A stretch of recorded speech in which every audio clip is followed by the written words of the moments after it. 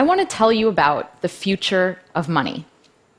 Let's start with a story about this culture that lived in Micronesia in the early 1900s called the Yap. Now, I want to tell you about the Yap because their form of money is really interesting. They use these limestone discs called rye stones. Now, the Yap don't actually move these rye stones around or exchange them the way that we do with our coins because rye stones can get to be pretty massive. The largest is about 4 tons and 12 feet across. So the Yap just kind of keep track of who owns what part of what stone. Now, there's a story about these sailors that were transporting a stone across the ocean when they ran into some trouble and the stone actually fell in. Now, the sailors got back to the main island and they told everyone what had happened. And everyone decided that actually, yes, the sailors had the stone and why not? It still counted, even though it was at the bottom of the ocean. It was still part of the Yap economy. Now, you might think that this was just a small culture 100 years ago, but things like this happen in the Western world as well, and the Yap actually still use a form of these stones. In 1932, the Bank of France asked the United States to convert their holdings from dollars into gold. But it was too inconvenient to actually think about shipping all of that gold over to Europe. So instead, someone went to where that gold is being stored and they just labeled it as belonging to France now. And everyone agreed that France owned the gold. It's just like those rye stones. The point I want to make with these two examples is that there's nothing inherently valuable about a dollar or a stone or a coin. The only reason that these things have any value is because we've all decided that they should. And because we've decided that, they do. Money is about the exchanges and the transactions that we have with each other. Money isn't anything objective. It's about a collective story that we tell each other about value, a collective fiction. And that's a really powerful concept. In the past 2 decades, we've begun to use digital money. So I get paid via direct deposit, I pay my rent via bank transfer, I pay my taxes online, and every month a small amount of money is deducted from my paycheck and invested in mutual funds in my retirement account. All of these interactions are literally just changing ones and zeros on computers. There's not even anything physical like a stone or a coin. Digital money makes it so that I can pay someone around the world in seconds. Now, when this works, it's because there are large institutions underwriting every 1 or 0 that changes on a computer. And when it doesn't, it's often the fault of those large institutions, or at least it's up to them to fix the problem. And a lot of times they don't. There's a lot of friction in the system. How long did it take the US credit card companies to implement chip and PIN? Half my credit cards still don't work in Europe. That's friction. Transferring money across borders and across currencies is really expensive. Friction.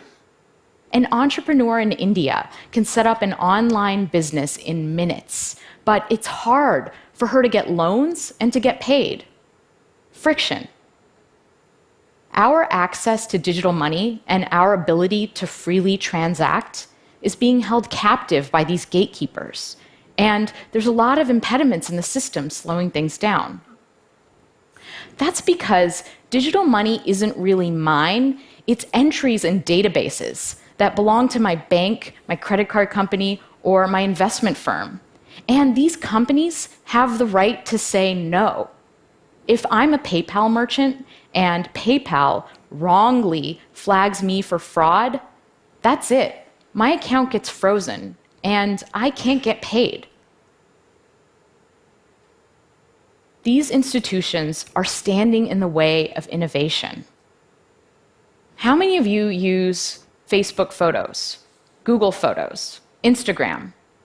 My photos are everywhere. They are on my phone, they're on my laptop, they're on my old phone, they're in Dropbox, they're on all these different websites and services. And most of these services don't work together. They don't interoperate. And as a result, my photo library is a mess. Now, the same thing happens when institutions control the money supply. A lot of these services don't interoperate, and as a result, this blocks what we can do with payment, and it makes transaction costs go up. So far, we've been through two phases of money. In an analog world, we had to deal with these physical objects, and money moved at a certain speed, the speed of humans. In a digital world, money can reach much farther and is much faster, but we're at the mercy of these gatekeeper institutions. Money only moves at the speed of banks. We're about to enter a new phase of money. The future of money is programmable. When we combine software and currency, money becomes more than just a static unit of value, and we don't have to rely on institutions for security. In a programmable world, we remove humans and institutions from the loop. And when this happens, we won't even feel like we're transacting anymore.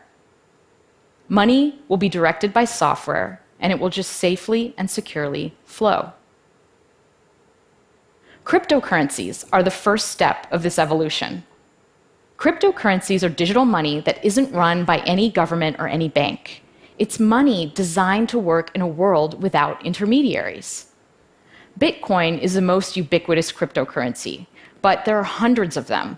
There's Ethereum, Litecoin, Stellar, Dogecoin, and those are just a few of the more popular ones. And these things are real money. The sushi restaurant down my street takes Bitcoin. I have an app on my phone that I can use to buy sashimi. But it's not just for small transactions. In March, there was a transaction that moved around 100,000 Bitcoins. That's the equivalent of 40 million US dollars. Cryptocurrencies are based on a special field of mathematics called cryptography.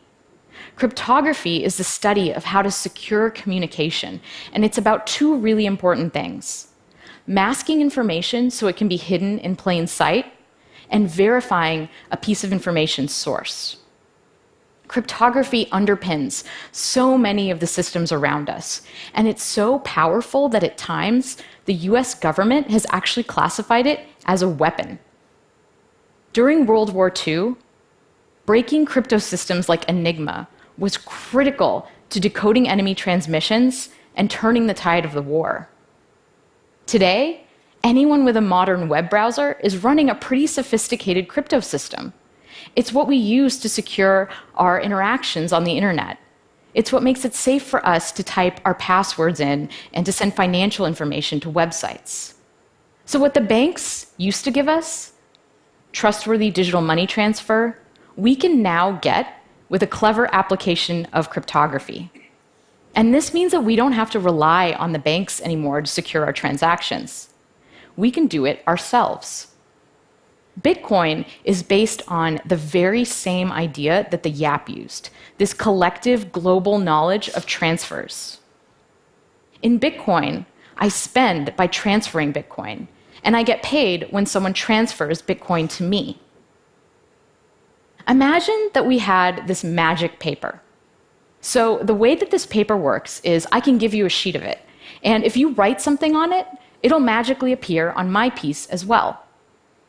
Now, let's say we just give everyone this paper, and everyone writes down the transfers that they're doing in the Bitcoin system.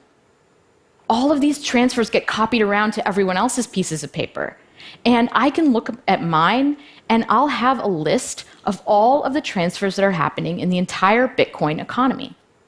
This is actually what's happening with the Bitcoin blockchain, which is a list of all of the transactions in Bitcoin, except it's not done through paper. It's done through computer code running on thousands of networked computers around the world. All of these computers are collectively confirming who owns what Bitcoin. So the Bitcoin blockchain is core to how Bitcoin works. But where do Bitcoins actually come from? Well, the code is designed to create new Bitcoin according to a schedule. And the way that it works is that to get those Bitcoin, I have to solve a puzzle. a random cryptographic puzzle. Imagine that we had 15 dice, and we were throwing these dice over and over again. Whenever the dice come up all sixes, we say that we win. This is very close to what these computers are all actually doing. They're trying over and over again to land on the right number. And when they do, we say that they've solved the puzzle. The computer that solves the puzzle publishes its solution to the rest of the network and collects its reward, new bitcoins. And in the act of solving this puzzle, these computers are actually helping to secure the Bitcoin blockchain and add to the list of transactions. Now, there are actually people all over the world running this software, and we call them Bitcoin miners. Anyone can become a Bitcoin miner. You can go download the software right now and run it on your computer and try to collect some Bitcoins.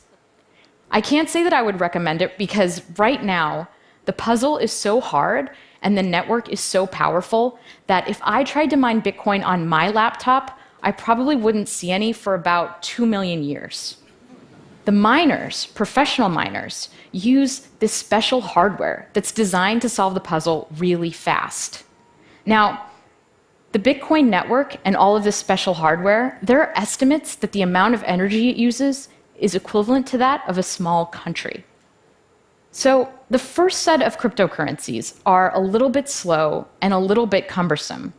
But the next generation is going to be so much better and so much faster.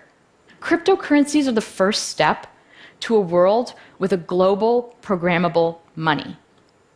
And in a world with programmable money, I can pay anyone else securely without having to sign up or ask permission or do a conversion or worry about my money getting stuck. And I can send money around the world. This is a really amazing thing. It's this idea of permissionless innovation. The internet caused an explosion of innovation because it was built upon an open architecture. And just like the internet changed the way we communicate, programmable money is going to change the way we pay, allocate, and decide on value. So what kind of world does programmable money create? Well, imagine a world where I can rent out my healthcare data to a pharmaceutical company. They can run large-scale data analysis and provide me with a cryptographic proof that shows that they're only using my data in a way that we agreed, and they can pay me for what they find out. Instead of signing up for streaming services and getting a cable bill, what if my television analyzed my watching habits and recommended well-priced content that fit within my budget that I would enjoy? Imagine an internet without ads, because instead of paying with our attention when we view content, we just pay. Interestingly, things like micropayments are actually going to change the way security works in our world. Because once we're better able to allocate value, people will use their money and their energies for more constructive things. If it cost a fraction of a cent to send an email, would we still have spam? We're not at this world yet, but it's coming. Right now, it's like we're in a world that is seeing the first automobile. The first cryptocurrency, like the first car, is slow and hard to understand and hard to use. Digital money, like the horse and carriage, works pretty well, and the whole world economy is built on it. If you were the first person on your block to get a car with an internal combustion engine, your neighbors would probably think you were crazy.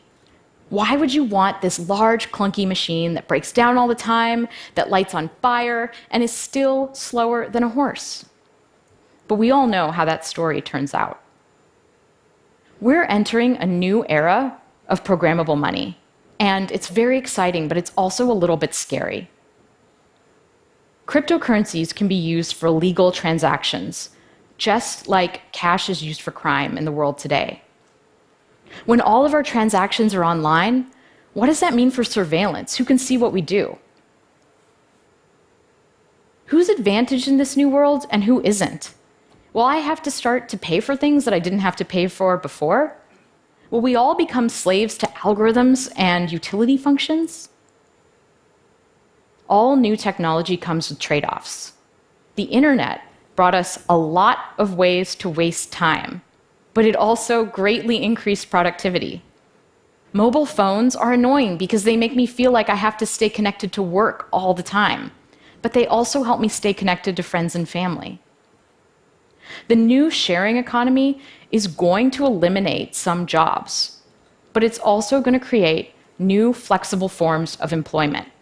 With programmable money, we decouple the need for large, trusted institutions from the architecture of the network.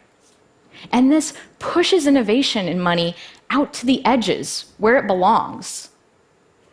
Programmable money democratizes money. And because of this, things are going to change and unfold in ways that we can't even predict. Thank you.